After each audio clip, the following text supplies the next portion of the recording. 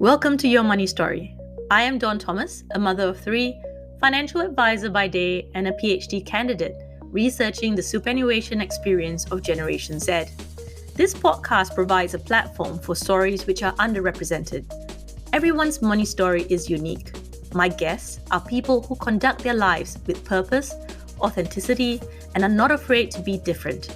They stand out within their industries for being themselves.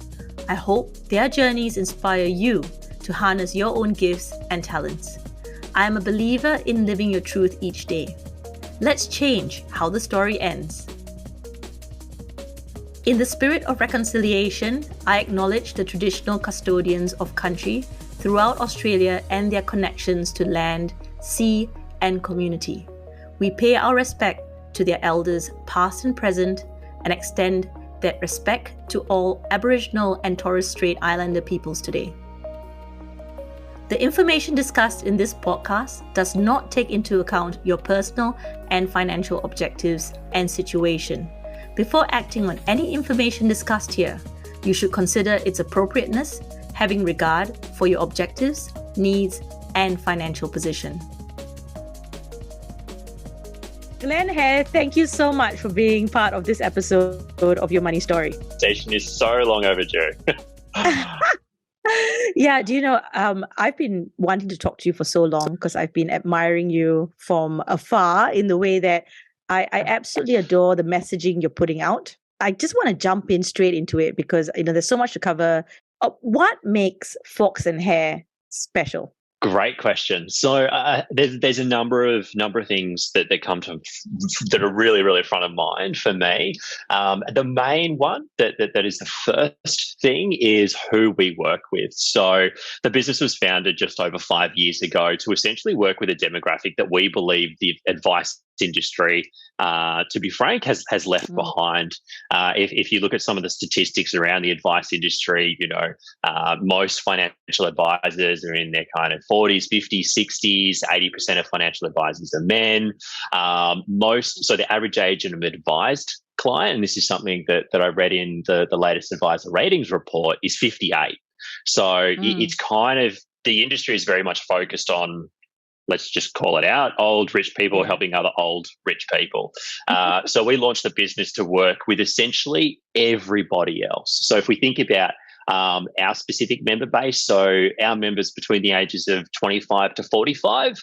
So we work with a much younger demographic than your traditional advice firm. We're very focused on that demographic. So, we are fortunate that we do get referrals to, the parents of our members, which is lovely. We're very humbled by that. We're not the right firm. We would actually refer those parents onto another advice firm that really understand how to work with that demographic. And delving into that beyond, I guess, the age of who we work with, we also, our member base is really diverse. So diverse in terms of their cultural backgrounds, diverse in terms of gender. So, a lot of our members, probably about 70% of our members are women.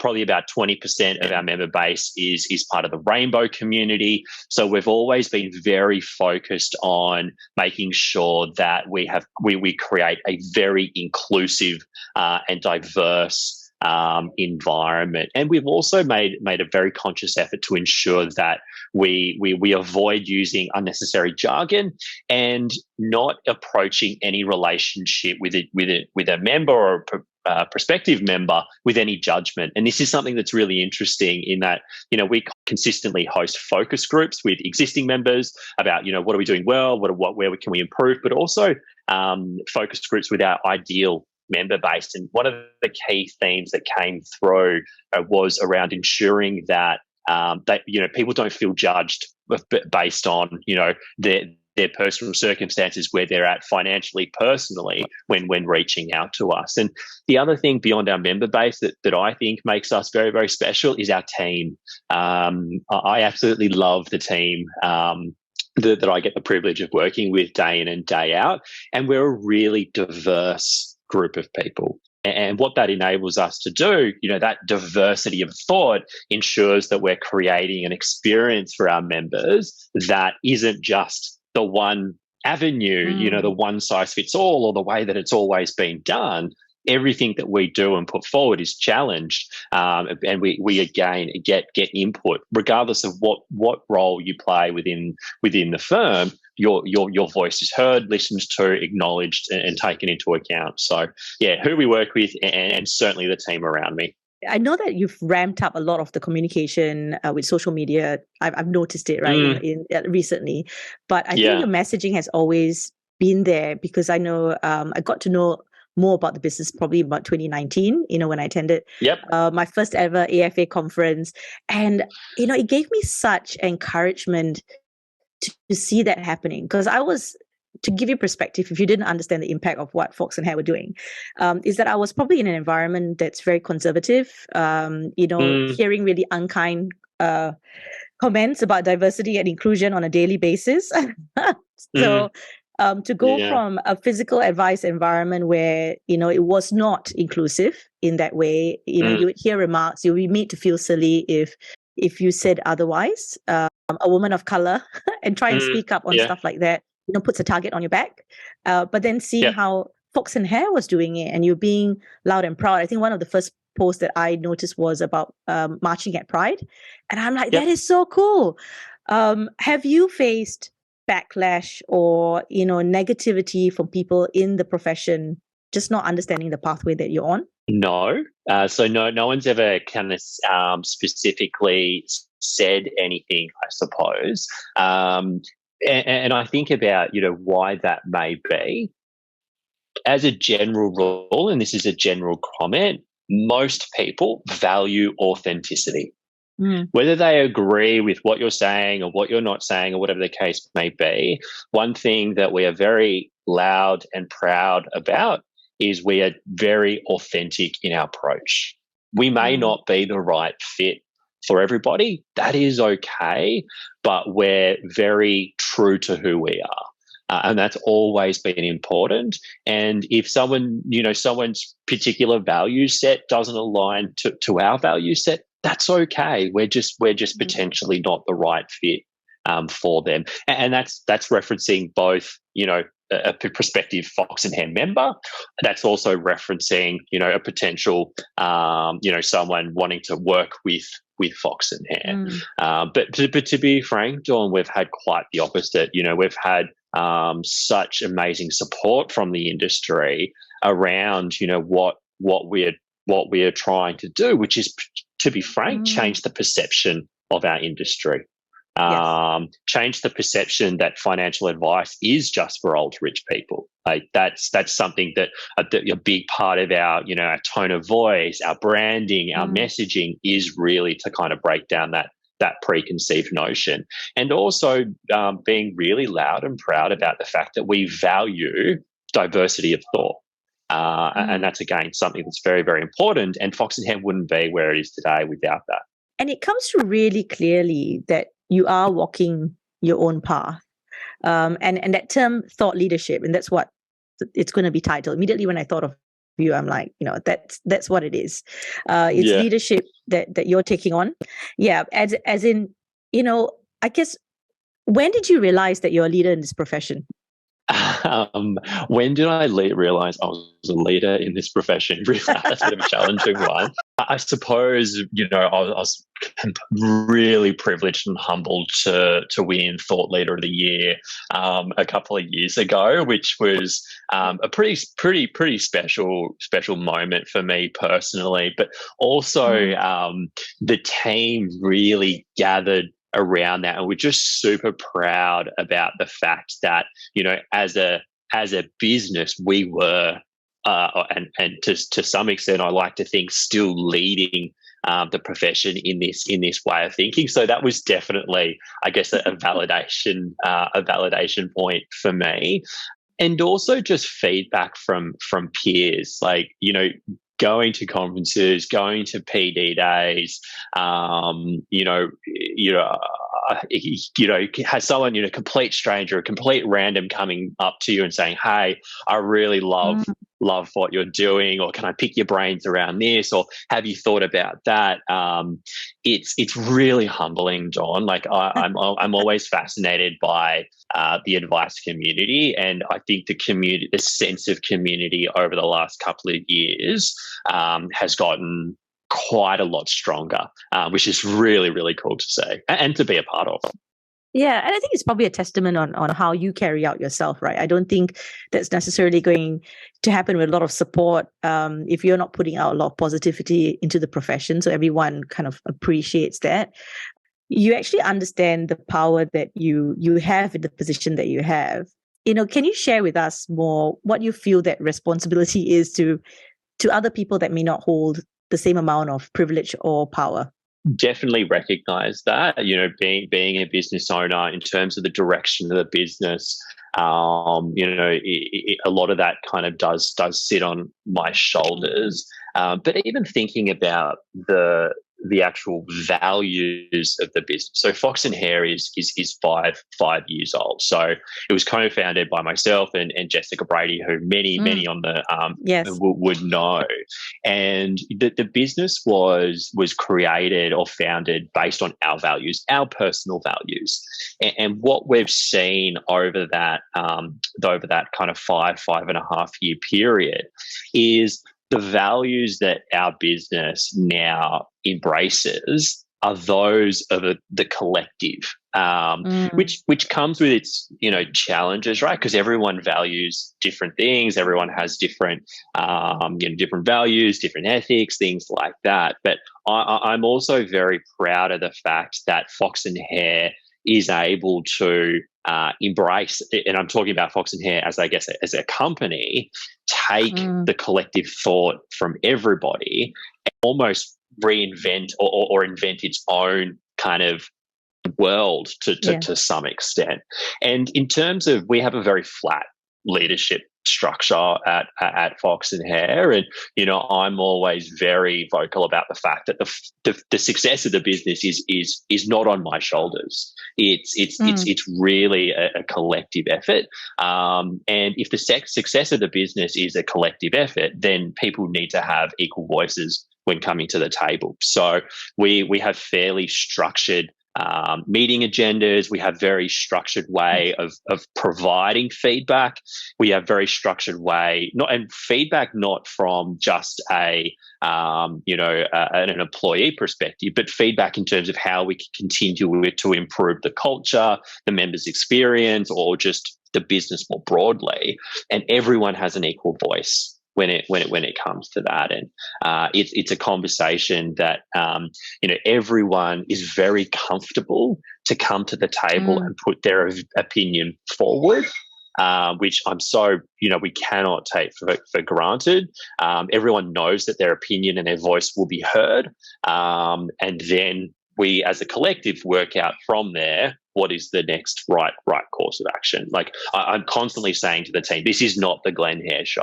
This is, this Fox Hare is a culture and is a business of its own. The success is our collective effort, and that's something that I say right from day one, even in the interview process. And for those that are attracted to Fox Hare and work with us, they're genuinely excited by that.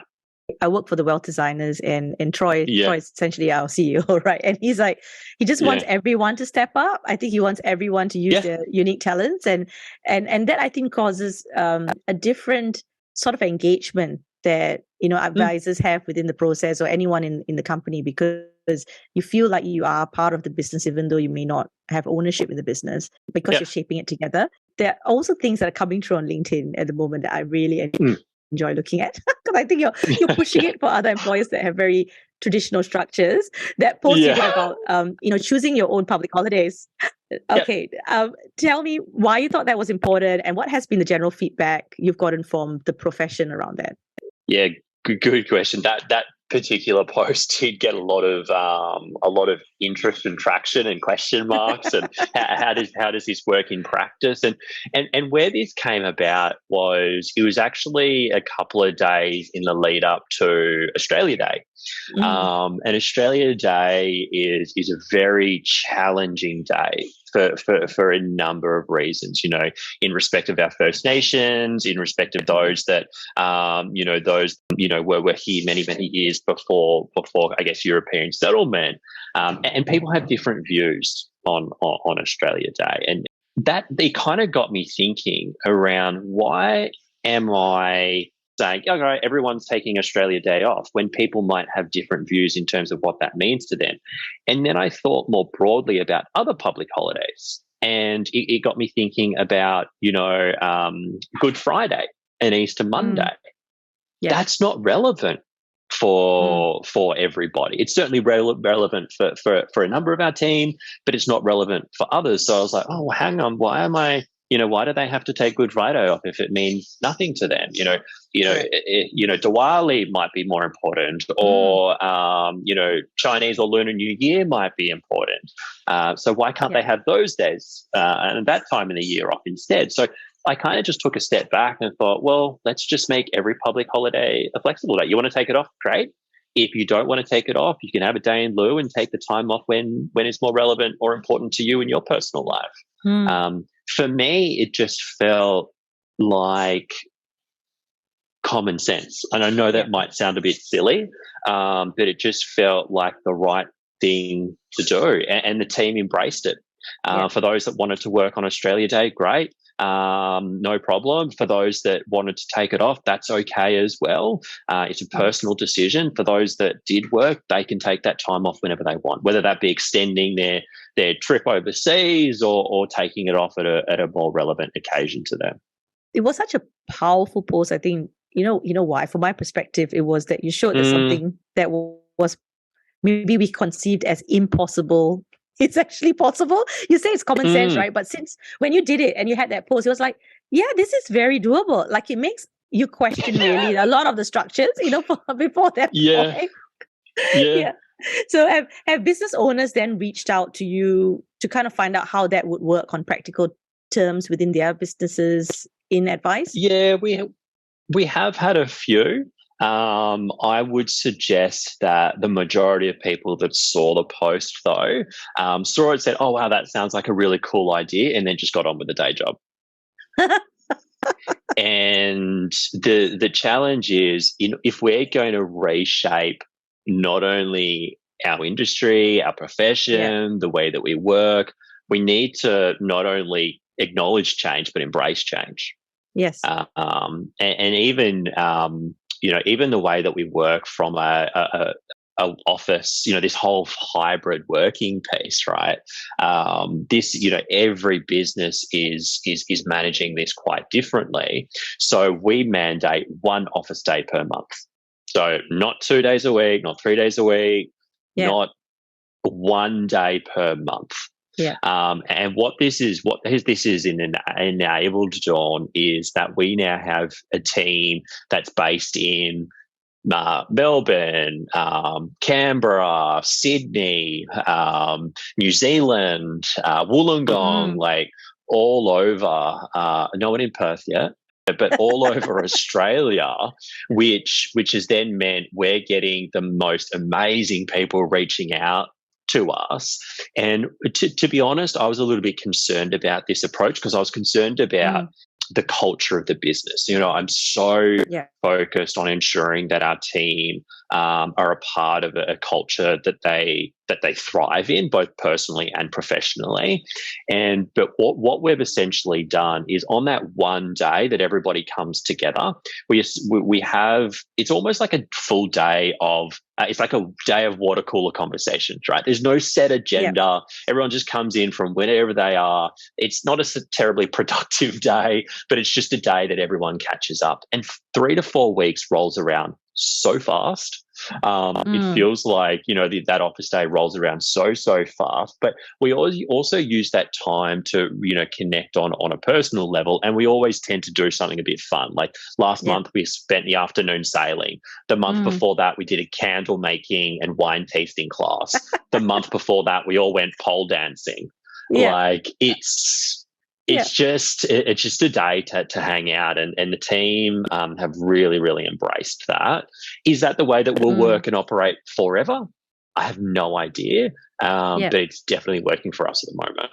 When you show that change is possible, on one level, I think maybe you're letting employees know as well that it can be done differently, even if business owners don't take notice of that. So, maybe, we take those ideas to our workplaces, or we think about where we might go forward. And honestly, when I'm talking to young people, I do tell them to research Fox Hare and stuff like that, because, you've got young people who don't actually understand the different advice propositions that are available in Australia. It's not one size fits all at all. Like, a lot of them come in and they tell me, I say, why do you want to be an advisor? It's because we want to help people. And I'm just like, no, you've got to narrow down, who you're going to help and how you're going to help them, and understand and find the business model that matches up to that. Because you go into a firm off the street, you may not get that. For example, I had this conversation that was very bizarre to me, Glenn, like at one point in my career where I was being called to the office and being told that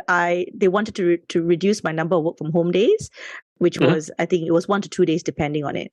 And the reasoning they gave me was that they needed to be fair. They were telling me about equality, but they also told me that there was nothing wrong with my deliverables or my activity or anything that I was doing that week. And I think what some business owners get caught up is that they're trying to cater rules to the lowest denominator in the practice, as opposed to trusting the people that they have that are already there. So for me, I was like, no. That's really interesting. I would encourage that, anyone that has any, as an employee, that has any ideas around how to improve culture, you're a part of the culture. You've got to let your voice be heard. And what I mean, and again, this is something that I talk to the team about at Fox Hare quite regularly. I'm not a mind reader. I don't know everything. I definitely don't. So I really rely on the honest feedback from the team to make sure that we are heading in the right direction. And I'm really proud of the fact that we've built a culture where people can be really honest. Like, have you thought about this? Or come, put ideas on the table. And, some of these ideas and ways that we've approached our culture have also just been, from what I've heard from industry peers, also peers, I guess those outside the industry as well. And I've gone, that's really cool. Why don't we do that? And then taken back to the team, got their feedback, and then like, yep, cool, let's do that.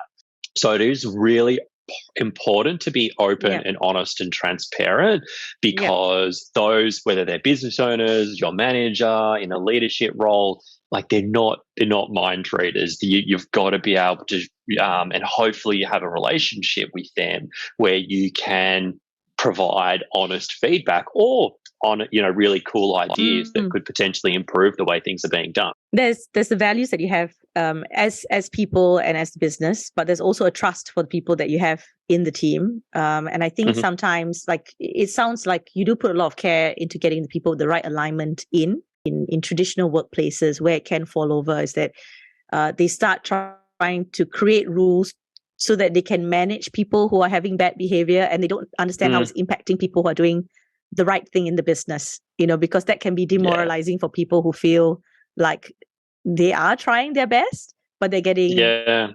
Have you ever had that challenge before where maybe there's people from the wrong fit? Not everyone, I guess, suited to the way that we operate.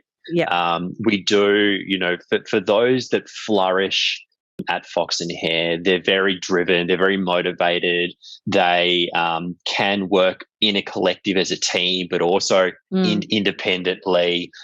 They really, really flourish. For those that I suppose need a bit more hand-holding something a little bit, not micromanaging is the wrong word, but a bit more oversight, it can be a bit challenging. And that's based on the fact that, Fox and Hare is a very fast-paced business. It may not look like that from the outside, but it is fast. We've grown exponentially over the last 5 years, with the vast majority of that growth being in the last kind of 2 to 3 years, which is incredibly exciting.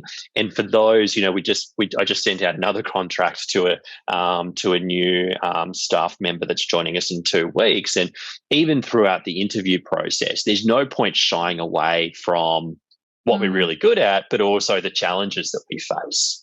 And in a fast-paced environment, there are a lot of challenges, like, in terms of building systems and processes and, the team in terms of, responsibilities and accountabilities. There's a lot of challenges.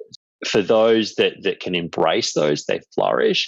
When we've had people that have joined us that have since moved on, they've gotten to a point where they've realized that they're probably looking for a bit more structure and stability. So I asked someone the other day, I was like, after 5 years, are we still a startup, or are we a scale up, or are we just another business? I don't actually know the answer to that, but it still is. Can be quite full on, which again isn't for everyone, and that's okay. What we've found is, for those that didn't quite fit or weren't excited by that opportunity, typically kind of self-selected out. And that makes sense. Like alignment, I think that's a key. And again, that's why I go back to younger people. They need to really do their research, talk to people, because, like someone like you and a lot of the leaders in the business wouldn't mind having conversations with young people to just let them know and kind of lead them on to other areas, other people they can speak to.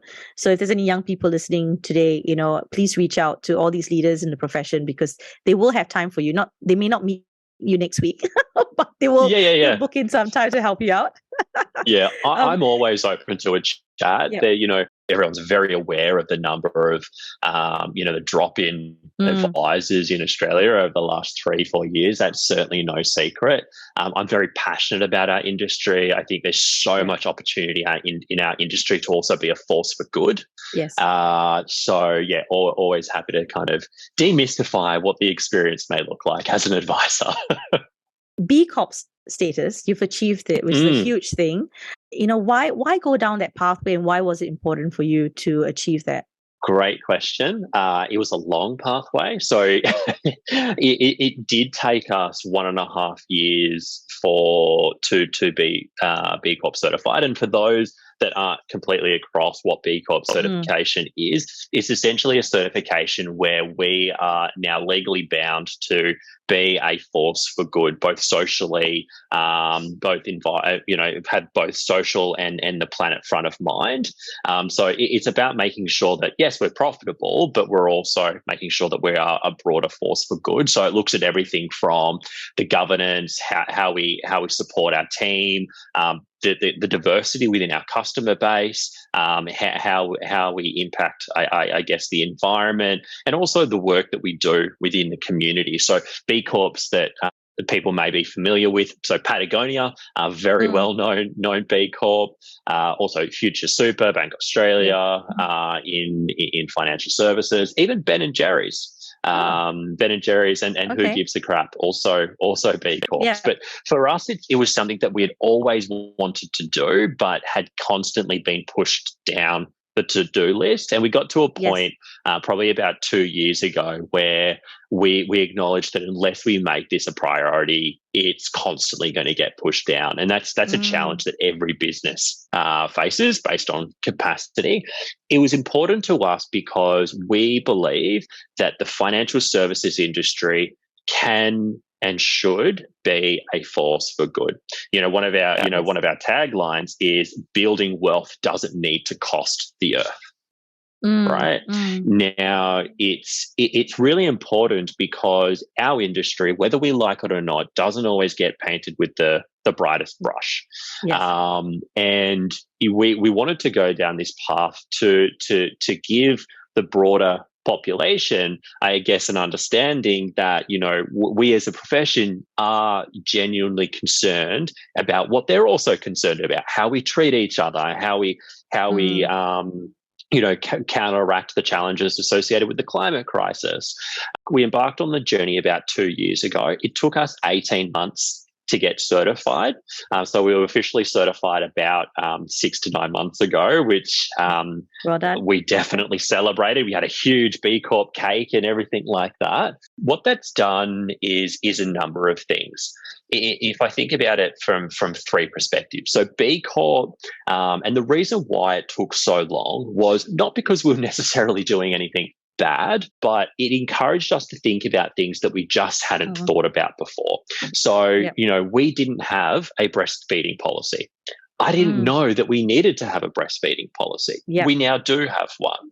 And that's just, one example. In terms of, training programs and, how we induct new employees, we had some sort of a framework, but B Corp really mandates that you really need to support your staff in that induction process. So, how proactive we are with, positioning ethical investing and things like that. So, we were doing a lot of the doing. We just weren't necessarily, I guess, putting into policy or procedures or documenting it. And with B Corp, the biggest challenge is, we've always believed that we've, hand on heart, where we feel like we've always tried to do the right thing. However, that's not good enough to be certified. You need to prove that you're doing the right thing. That was the biggest process. And now the B Corp framework has really set the backbone of our business strategy. So we now look at those 5 pillars and then work that they're kind of our new measures of success, because not only are we looking at the profitability of the business, we're looking at those 5 pillars: workers, governance, community, customers, and the environment. And we've got stream leads. So I don't manage all 5 pillars. We've actually got stream leads that manage each of those individual pillars. And quarterly, we catch up to discuss how we improving on our previous metrics. So we got 5 out of 10 for this particular metric. How we focus on ensuring that we're improving on that particular benchmark. So it's a big part of the foundation of the business plan. The other 2 areas, so the other one would be in terms of our member base. So we, a lot of, again, B Corp, in Australia and New Zealand, there's now, I think, close to 520 B Corps. Our demographic, who we work with, are very attracted to values-aligned businesses. They value the work that Patagonia does. They value the work that Future Super is doing. They value the work the Australian Ethical is doing. And there's a lot of research that suggests that Gen Z, Gen Y are looking at aligning their purchasing power with their values. So that's from a growth perspective. We do get people reach out because of that connection to the B Corp community. And then the third piece would be attracting talent. Again, if there's a young grad who's looking to join a financial advice firm, they're going to be more aligned. As a general comment, there is a trend towards looking for companies that are also values aligned, not just, I guess, remuneration. So it's kind of been threefold, I would suggest. Inspiring thing that's been done, because we know that financial advisors have probably suffered a bit of change fatigue from everything that's gone through in the profession. But there are businesses that are showing that in spite of that, it is still possible to be doing these other things that are not just related with the changes that we have to deal with in the profession. Thank you for role modeling that. There are a lot of passionate people within the advice industry. What's your advice to our future leaders in the profession? So one of my favorite quotes is, an idea's power is in its execution. So the reason why I really like this quote and often come back to it is that it's easy to fall into the trap of just doing what's always been done. right? Like that, Yep. that is the easier approach. Like, yep, this is Yep. the way that we've done it. We'll just keep going down that path. But we as an industry have such an amazing opportunity. So those that are currently within the industry to really shape what the future of this industry looks like. We've gone from something like 26,000 advisors down to 16,000 advisors in the last couple of years.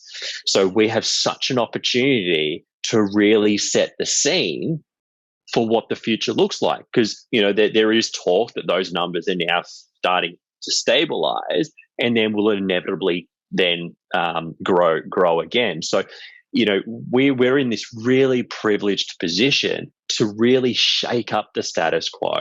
So, for those that are, starting out on their journey or have been an advisor for quite some time, I'd really encourage them not to give up on their ideas, shake up the status quo. It's not always easy. Just calling it out, it's not always easy to do something that's potentially never been done before, but it can definitely be worth it. Oh, outstanding. If I could just clap on this podcast, I would. Thank you so much for your time. And thank you for role modeling what change can be. Thank you so much, Dawn. I really appreciate it. And chat was definitely long overdue. Let's not keep it too long before the next one. Yeah, right. Subscribe now to be notified of new episodes. Let's change how the story ends. The information discussed in this episode includes strategies that are general in nature. As everyone's situation is different and the information discussed does not take into account your objectives, financial situation, or needs, you should always seek personal advice in regards to your own personal circumstances.